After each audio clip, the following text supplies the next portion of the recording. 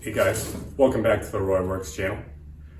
First off, we reached a pretty monumental milestone this week. We reached 1,000 subscribers on the channel, which I am totally excited about. I never thought it would even get to this point. And I'm very, very appreciative of all of you out there that have helped and supported me through this experience. Which that's all it was supposed to be. Starting out was just to experience being in YouTube videos and working on these cars and different projects and actually filming them. But it's grown into something that I've really enjoyed. It's been more than just filming videos. It's been meeting having new friends online, and it's been a great experience. And it's going to continue. The goals for my channel are pretty simple. I just want to keep doing the same thing. I'm not really looking to grow this to be something that I do for a career or a job or a business. I just like doing it, and if it ever could get to the point that it supports itself, that I'm able to take the revenue from the YouTube channel and make the channel better, to get better film quality, better sound, more projects. I'd love to be able to do that, but that's going to be just a day-to-day or a week-to-week type expectation. But I want to thank each and every one of you guys for following the channel, giving great comments, and really being supportive. Coming up, I'd like to do some sort of, I don't want to do a giveaway because I just want to do something to show my appreciation to, let's say, the people that comment regularly. I'd really I want to start possibly making t-shirts and doing something that I can either give away or sell at a real cheap price. Like I said, I'm not doing this to make money. I'm doing it just for the experience in the, let's say, the hobby part of it. So I want to thank you guys again. And in today's video, we can get back to the project. In today's video, unfortunately, Ned is going to get the boot out of the garage today. I'm going to move him out. He's to the point now where he starts. If anybody follows me on Instagram, they have seen the motor running, and he's actually running really well. So my goal for this winter was to get him so he can move in and out of the garage and free up this stall so I can bring my tractor in. I can plow out easier, because this time of year we start getting a lot of snow, and I want to free up this stall for that opportunity to get the tractor in here. So today's goal is to get him out, and like anybody else in the Roy family, which he is, he has to contribute to the household. So at the beginning of the video, you could see that we are out of cordwood by our house, and we use that to supplement our heating. So in today's video, I thought it would be a great thing to be able to take him out and move some of the wood that we have in the pile. It's going to be an easy thing for him to do, and it'd be a good way to kind of like test drive him without taking him out the road. But enough of me talking. I just wanted to really thank all of you guys for your support, and hope you stay along for the rest of the projects. We have a lot coming up, and I really... Right, so there's a few things I want to do before I move him out. I'm actually charging up the battery. I'm not going to start this with the starter. I'm still going to use it from the front crank because I have to address the whole starting system.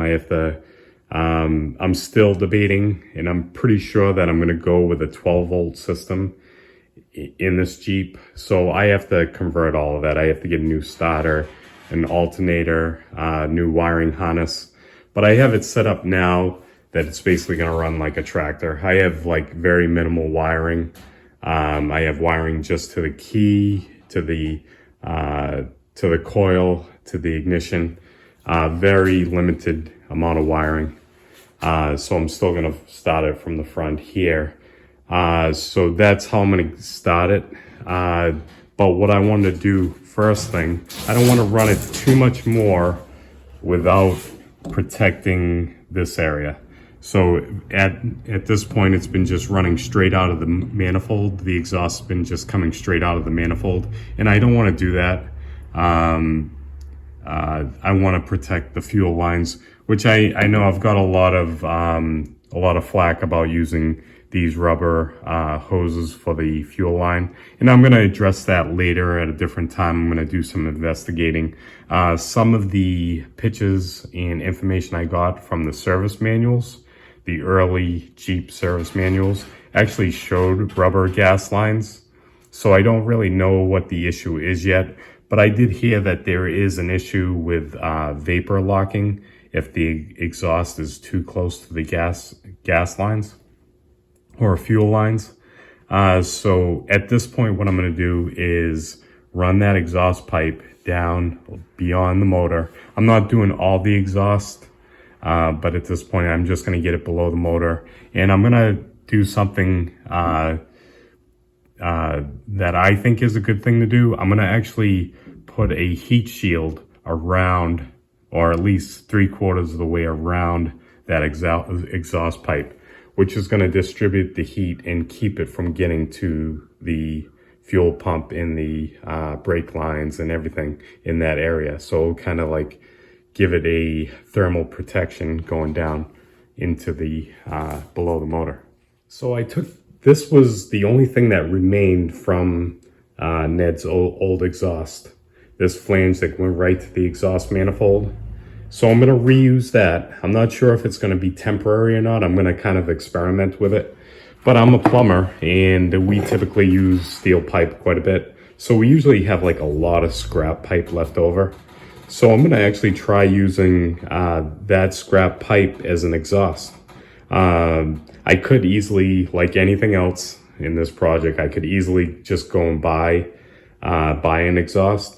But exhaust can get kind of expensive, and why not, just for the price of my time, which really isn't worth much, why not put it into trying to make my own exhaust? I mean, it's definitely going to be durable enough. This is pretty heavy duty steel. So let's give it a shot. I'm going to weld this onto that flange, and I'm going to mount it to the exhaust manifold. I at least at this point want to get the exhaust away from the fuel lines and the fuel pump. I just want to get that drop down to the lower part of the Jeep, you know, basically so I can take it from there and do the whole exhaust, which I'm not going to do today. I'm just going to get it down below the motor and just get it away from all the vitals. All right, so now I'm going to just weld that up. I cut this angle because the exhaust manifold comes out at an angle, and I want this after the exhaust manifold. I eventually want this to go completely vertical. So that cut right there is going to work out pretty well. Then I'll just weld a straight piece of pipe onto that.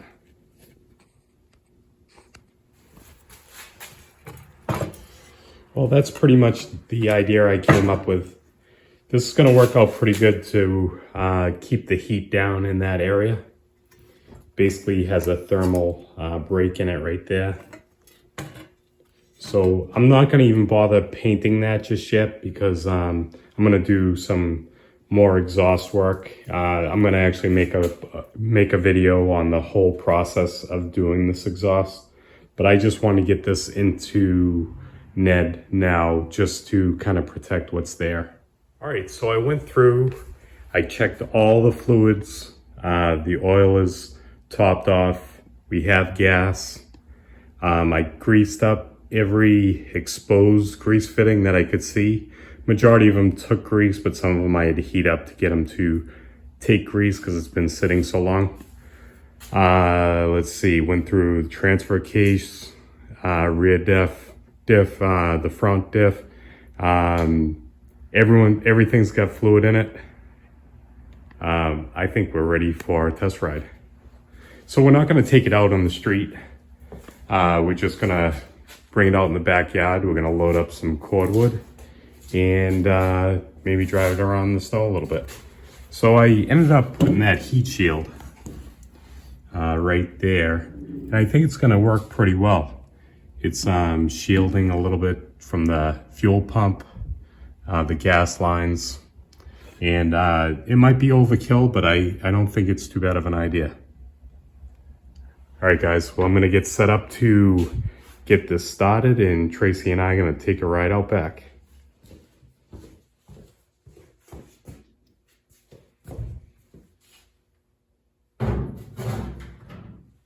Just in case. All right, guys, what do you think? You ready? Let's give it a shot. I'm gonna just pull the choke out. Gas is on. Let's see what we got. Here we go.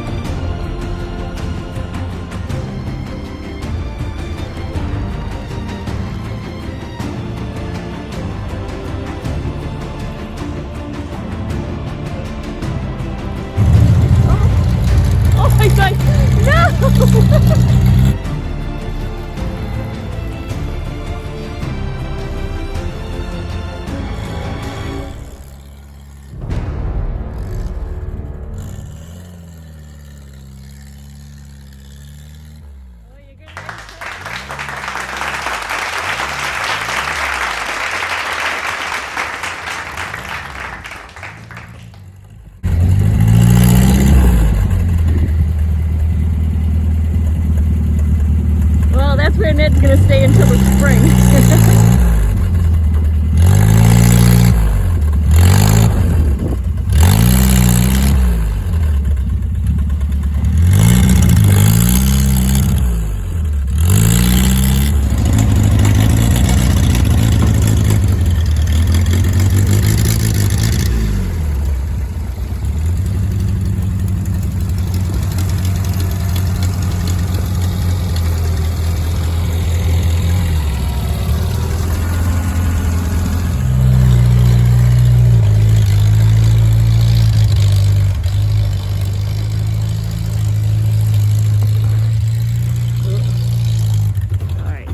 got it unstuck from the snowbank and now he's going to be doing donuts.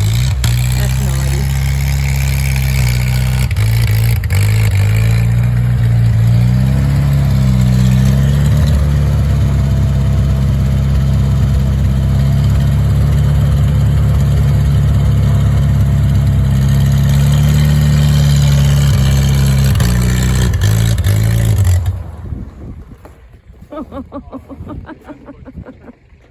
All right, guys, well, thanks for hanging out with me today.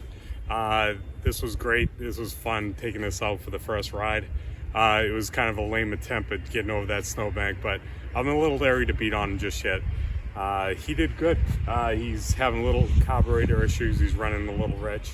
I know he's cutting out a little bit. It might be the timing too, but we'll figure that all out. But the clutch worked well. The transmission was pretty solid. It didn't skip or pop out of gear, so that's a good sign. Thanks everybody for really supporting my channel, and if you're new to the channel and you want to follow along on our escapades, just hit the subscribe button, and if you like the video, hit a like button. If you didn't like it, hit the dislike button.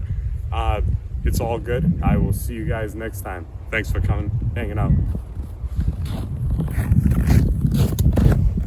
Kind of empty in the garage without a vehicle in there. Guys, just before you leave, while I keep this stall empty, we're supposed to have a storm coming next couple days, so I'm going to leave this stall open. During the time that I have this stall open, I'm going to start working on Bruce's motor. And one more thing, there's a channel that's out there that's really helped support my channel along the way. His channel is Dave at Old Car Garage. He has a YouTube channel, and he is right on the edge of getting 1,000 subscribers. So if you're interested in stuff that's similar to what I do, if you go check him out at his channel, and he has a great channel, if you could please subscribe to his channel, and I will see you guys next time. Thanks.